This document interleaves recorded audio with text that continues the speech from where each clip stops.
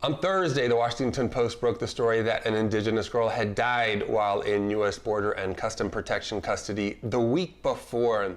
7-year-old Jakelin, Ameí, Rosmery, Caal, Maquin, and her father traveled over 1,000 miles through some of the most dangerous terrain in the Western Hemisphere, fleeing gang violence, extortion, and crippling poverty in their home village. They surrendered themselves to CBP agents on December 6th, then waited over 5 hours for a bus to transport them to the nearest internment camp.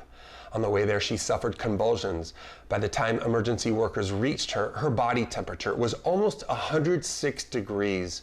She died of dehydration, shock, and liver failure.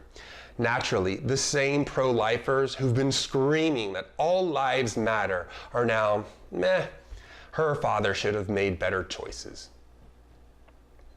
Jason Chaffetz said her death should be a message to others planning the same journey.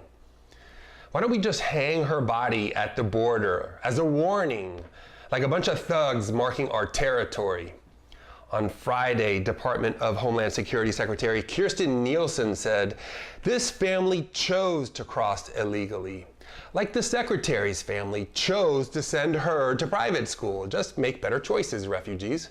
It's come to this, threats that we won't just take your children, but kill your children if you dare seek safety from the people who are also trying to kill your family members. DHS Secretary Nielsen blames Jakelin's family for her death, but here are some of her goons happily kicking jugs of water left for migrants that could have saved her life. Kirstjen Nielsen urges migrant parents, leave the weak ones behind. Investigative immigration reporter Auro Bogal has been documenting how detainees are kept in ice-cold rooms called hieleras. They're served instant ramen for breakfast, lunch, and dinner.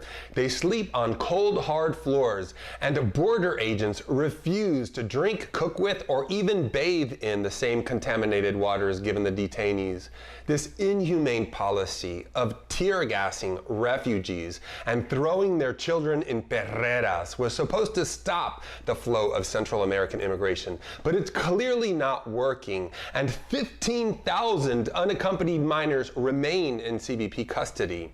This holiday season, we're reminded the lengths to which desperate parents are willing to go to save their children. If you found this information helpful, share it with a friend, and don't forget to click on the subscribe button.